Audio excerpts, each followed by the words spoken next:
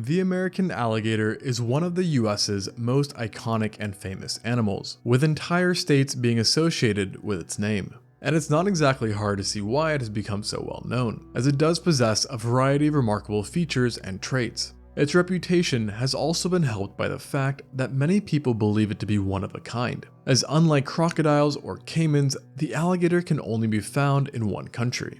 However, this isn't actually the case, rather just a popular misconception, as alligators can be found in just one other nation, and it probably would have been your last guess: China. It is here that the Chinese alligator can be found, the only known alligator species besides the one seen in America. Its existence may come as a surprise, as China isn't exactly close to North America, which begs the question of how exactly did alligators end up there?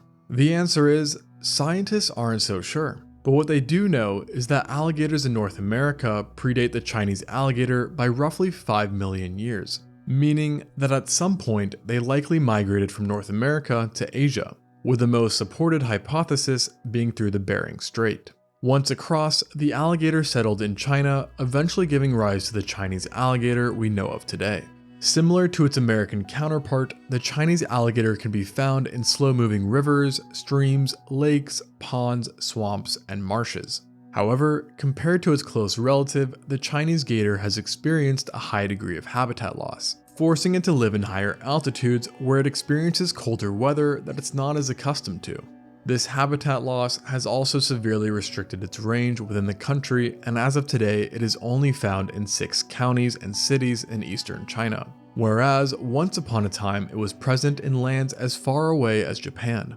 The loss of its natural home was mainly due to the human population in the area, who destroyed wetland habitats in order to build rice paddies and dams. As a result, not only did this reptile lose its habitat, but its population has also been heavily affected.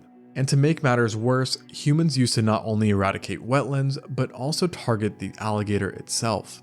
This was done for a few reasons, including that people believed its meat to have healing properties, while others thought it was a dragon and thus its flesh would give them strength.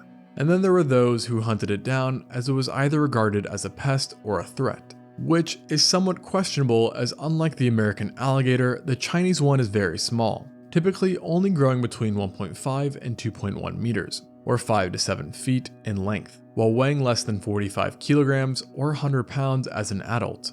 At this small size, the Chinese alligator isn't actually a threat to humans and tends to only hunt snails, crustaceans, insects, fish, young waterfowl, and rodents. Even to this day, no known fatal attack on humans has been recorded. Sadly though, its aversion to humans hasn't changed how it is treated, and today it is considered critically endangered, with approximately only 300 individuals remaining in the wild. Another problem this reptile faces is that females only lay around 20 to 30 eggs during breeding season, which may sound like a lot, but is actually on the lower end for a crocodilian, making repopulation a bit more challenging. On top of this, the Chinese alligator lays the smallest eggs of its kind, equivalent to that of a small chicken egg, making them quite vulnerable to external harm.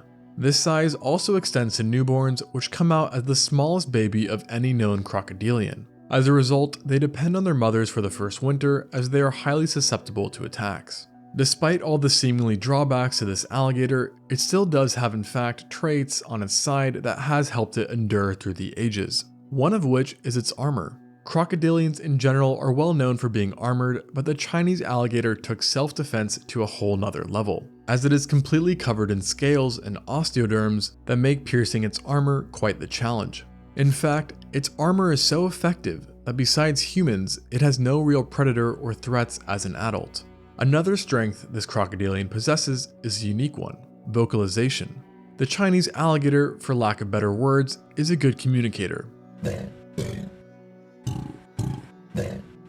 and has access to an array of different sounds that it can use for multiple purposes. For nearby alligators, it produces hissing and whining sounds which have a low sound pressure level, or SPL for short, while for long distance communication, it produces bellows which have a high SPL. These communications can relay information about the alligator's size, where one is located, and even be used in families to maintain group cohesion. Furthermore, young gators can also use their vocals to alert its parent when it's in danger, and even embryos create specific sounds to notify mothers when they're about to hatch. A useful tool, to say the least. A different tool the Chinese alligator also uses to thrive in its environment is burrowing. As it turns out, this crocodilian is very good at digging, which it does by utilizing its head and front legs.